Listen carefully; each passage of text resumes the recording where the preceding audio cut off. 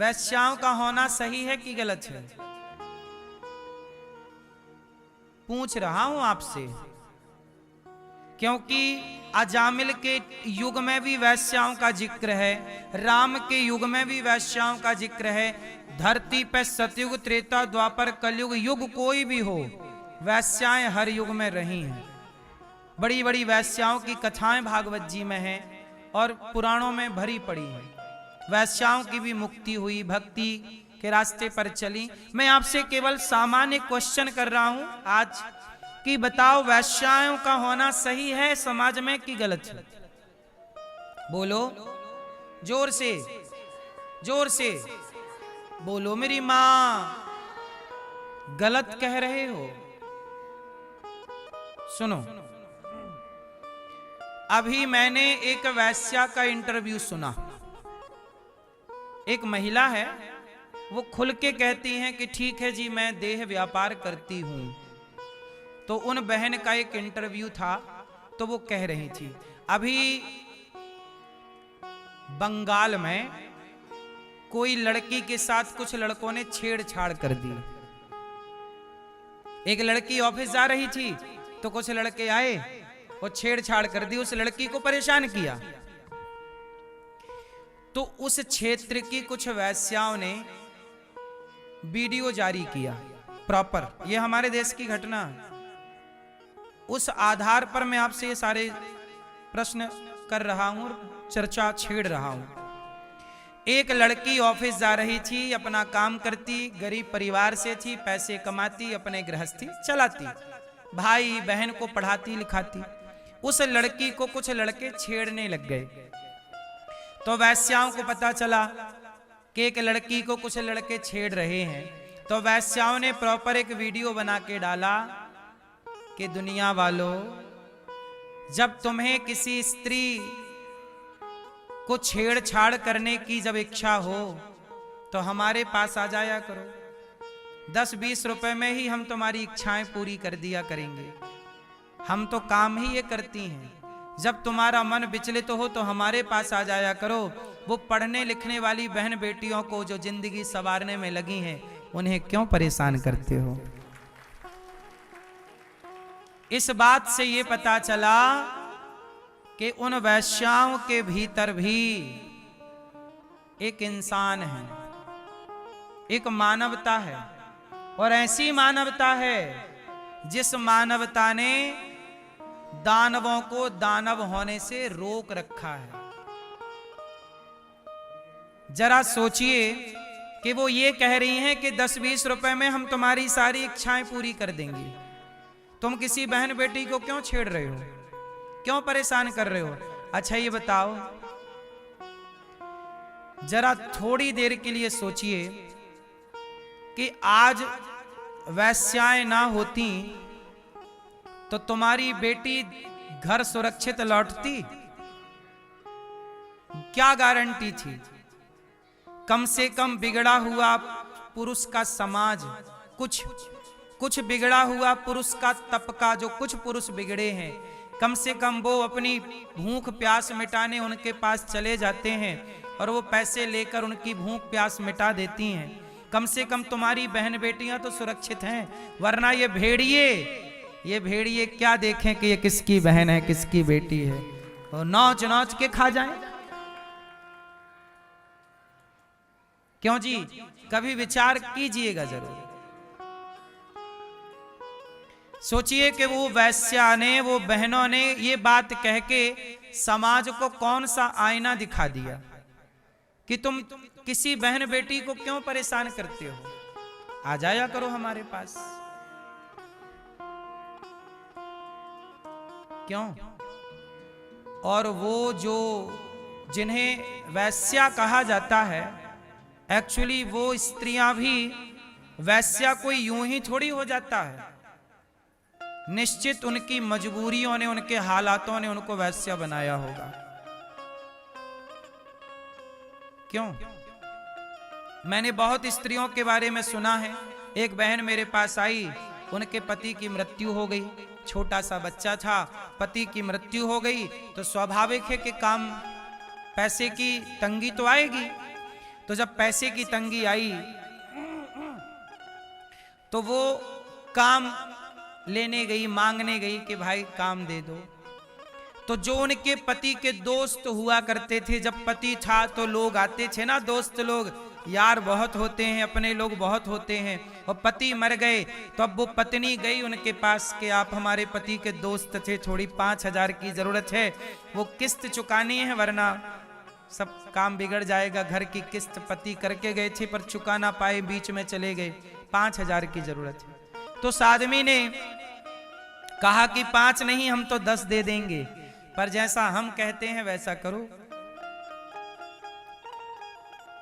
कुछ स्त्रियों की मजबूरी होती है, समाज ऐसा हो गया है कि यदि जान ले कि आप मजबूर हैं तो आपकी छाती पे हाथ रखने वाले 1000 होंगे, कंधे पे हाथ रखने वाले बहुत कम होते हैं। यदि स्त्री मजबूर है, ये बात दुनिया को पता लग जाए कि ये स्त्री मजबूर है, तो फिर आपको लोग अपनी उंगलियों पे नचाना चाहते हैं। ये समाज की कड़वी सच्चाई है या नहीं? छाती पे हाथ लगाने वाले बहुत होंगे, कंधे पे हाथ रखने वाले बड़े कम होते हैं। यदि समाज, यदि भारत का पुरुष यदि नारियों के कंधे पे हाथ रखता तो किसी नारी को वैश्या ही ना बनना पड़ता। कंधे पे हाथ रखने वालों का इस समाज में प्रतिशत कम है। इसलिए क्या करें? इसलिए सबकी अपनी जिंदगी है। हमने तो केवल ये बात आपको इसलिए बताई, हमें उस बहन की ये बात बड़ी अच्छी लगी कि क्यों किसी को परेशान करते हो, हम हैं ना तुम्हारे लिए। मतलब एक वो स्त्री है जो अन्य बहन बेटियों को सुरक्षित करने के लिए, वो ये वाली बात हो गई ना कि शेर को भूख लगी थी और माँ और बेटी थी, तो उसकी बेटी जवान थी और माँ, अब शेर को भूख लगी तो शेर बोला कि तुम 2 में से एक मेरे पास आओ। तो माँ बोली कि बेटी तू भाग जा, क्योंकि तेरी तो अभी पूरी जिंदगी पड़ी है, मैंने तो जी ली, मैं परुस जाती हूँ शेर के आगे, शेर मुझे खा लेगा, तू भाग जाना। तो समाज को सुरक्षित करने के लिए वो बहनें अपने को बाजार में बेचने लग गई कि तुम पढ़ लो, तुम योग्य बन जाओ, तुम ठीक ठीक चल पड़ो, है ना। कम से कम ये उन लोगों से तो बेहतर है जो अपने वाले को काट पीट के पैक कर देती हैं, या अपने वाली को काट पीट के। समाज में ये सारी बातें किस ओर ले जा रही हैं आप समझ सकते हैं। ये बलिदान है। माना कि कुछ लोग अपने स्वार्थ के लिए करते होंगे, लेकिन कुछ लोग तो ये बलिदान भी तो है। यदि हम इस दृष्टि से देखें, उस बहन की जब ये बात सुनी तो मैं भी मजबूर हो गया इस बात को सोचने के लिए कि ये उसका त्याग नहीं तो क्या है, ये उसका बलिदान नहीं तो क्या है। क्यों आप बताओ, ये उस महिला का जिसे दुनिया वैश्या कहती है, ये उसका त्याग नहीं तो क्या है।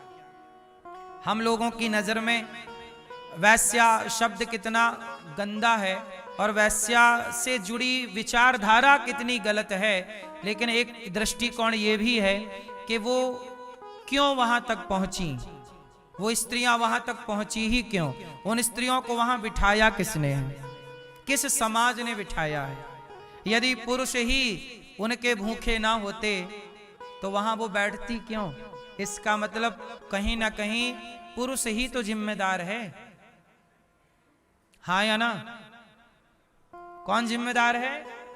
इसलिए हमारे यहाँ राम की मर्यादा कही जाती है कि देखो, यदि पुरुष राम जैसी मर्यादा वाला हो तो फिर आपने पहले यही तो कहा कि वैश्याएं नहीं होनी चाहिए। यदि भारत का प्रत्येक पुरुष राम जैसा मर्यादित हो तो वैश्याओं की क्या जरूरत पड़ेगी। आप नारियों के कंधे में हाथ रखना स्टार्ट कर दीजिए, ये कहना स्टार्ट कर दीजिए कि तेरा पति नहीं है तो कोई बात नहीं, मैं तेरा भाई बनकर तेरी सदा सेवा करूंगा, तू चल आगे बढ़ती चल, मैं तेरे साथ हूं, तेरे बच्चों की पढ़ाई लिखाई में मैं तेरे साथ हूं, तू भी मेहनत कर मैं भी करता हूं, हम दोनों मिलकर एक दूसरे का साथ देंगे और भाई बहन की तरह एक दूसरे को देखेंगे सारी जिंदगी। ये ना हो कि तेरा पति मर गया तो अब तुझे गलत दृष्टि से देखा जाए क्योंकि तू मजबूर है, किसी की मजबूरी का फायदा नहीं उठाना चाहिए, ऐसा मेरा मन कहता है। क्या कहते हो आप लोग? यदि कोई मजबूर है तो उसका सपोर्ट करना चाहिए, उसका साथ देना चाहिए, उसके आंखों के आंसू पहुंचना चाहिए। इससे बड़ा कोई पुण्य नहीं हो सकता। मैंने अभी आपातकाल में सुना, आप लोगों ने भी सुना होगा, जब हमारे देश में वो आई थी ना आपदा, बद्रीनाथ जी में बादल फट गए थे, है ना, हुआ था ना, 2012 की घटना है ये, 12। वहां पर ना मेरी माँ बद्रीनाथ जी में, केदारनाथ जी में हादसा हो गया, बादल फट गया था 2012 में। और हमारे भारत के तमाम लोग वहां थे दर्शन के लिए, लड़कियां थी, लड़के थे, बेटियां थी, बहनें, पुरुष, स्त्री, पति, सब लोग थे। वहां पे आपदा आई, होटलें बह गई, घर बह गए, गांव बह गए, सब बह गए। स्त्रियां बेचारी जान बचाने के लिए पहाड़ों के रास्ते जिसे जो मिला भागा। और भागा तो मैंने सुना उस दौरान कि कुछ लोगों ने उन स्त्रियों के आभूषण लूट लिए जब वो भाग रही थी अपने बेटे को लेकर। बच्चों के पास खाने को नहीं, पानी नहीं। वो आपदा में बहुत लोग मारे गए थे, ये समझ लो आप, हजारों लोग मारे गए थे उस आपदा में। हजारों लोग तो बह गए। बहती बहती लाशें प्रयागराज तक पहुंची थी, लाशें पहुंची थी। लेकिन उस समय भी मैंने सुना था कि कुछ ऐसे दुष्ट लोग थे जो भटकी हुई उन बहन बेटियों के साथ बलात्कार कर लिया। जो बेचारी भूखी थी, प्यासी थी, छटपटा रही थी, जान बचाने के लिए छटपटा रही थी, जिनके पास जीवन ही जा रहा था, उन्हें जीवन देने की जगह आप उनके साथ बलात्कार कर रहे हैं। उन्हें रास्ता दिखाने की जगह आप उनका आभूषण लूट रहे हैं। इससे बड़ी हैवानियत हो सकती है?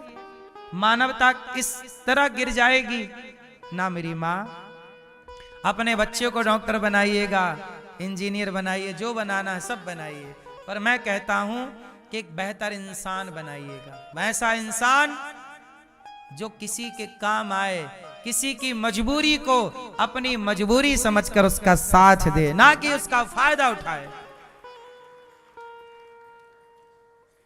ऐसा इंसान आपका बेटा हो, ऐसे इंसानियत आपकी बेटी के अंदर हो। बस इतनी सी जिंदगी है, इतनी सी बात भी समझ ले, इंसान तो बहुत बड़ा हो गया। यही बड़प्पन है। ये क्या है? बड़प्पन।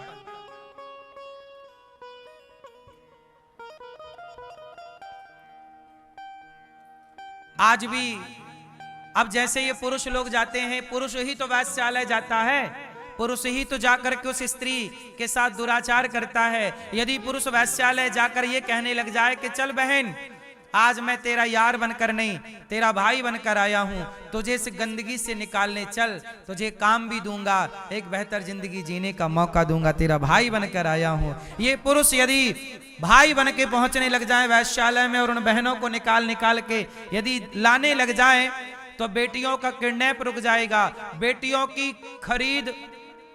आजकल लड़कियां बेची जाती हैं, खरीदी जाती हैं। क्यों? किडनैप कर लिया, लड़की को बेच दिया, 5 लाख 2 लाख में सारी जिंदगी उस लड़की से देह व्यापार कराया जाता है। ये सच्चाई है, आप जानते होंगे सच्चाई को। यदि हर पुरुष जाके वैश्यालय और ये कहने लग जाए कि चल मैं तुझे लेने आया हूं, तेरा भाई बनकर तेरी सदा सेवा, वो सारी जिंदगी उसका भाई बनकर तनिक भी दृष्टि ना डिगाए, तनिक भी दृष्टि ना बिगाड़े, तो सोचो ये भारत नहीं राम राज्य आ जाएगा। यही तो राम राज्य। विचार के बदलने से संसार बदलता है, हाँ या ना? लड़कियां बाजार में बेची जाती हैं तो खरीदने वाला कोई पुरुष ही होता है। यदि खरीदने वाला पुरुष ही ना हो तो बेची किसके लिए जाएगी? कहो, सही है कि गलत है? इसलिए मुझे उस एक बहन की एक लाइन ने देखो मुझे कितना विवश कर दिया सोचने के लिए। मैं दूसरे पहलू से भी सोचने लगा। मैं भी इस पहलू पर कभी मैंने दृष्टि नहीं डाली। मुझे पता था कि मजबूरी होती है, लेकिन मैंने जब बहुत गहराई से इस वैश्याओं के इस तथ्य को, पक्ष को सुना और समझा और इस पर मैंने स्टडी की, अध्ययन किया, तो मेरे सामने ये निष्कर्ष निकल के आया कि पुरुष ही गलत है, सब नहीं, कुछ पुरुष समाज। जो स्त्रियों को खरीदना चाहते हैं, आप खरीदना बंद कर दीजिए, स्त्रियां बिकना बंद हो जाएंगी। बोलो हाँ, सिंपल फंडा है, सीधी सी बात।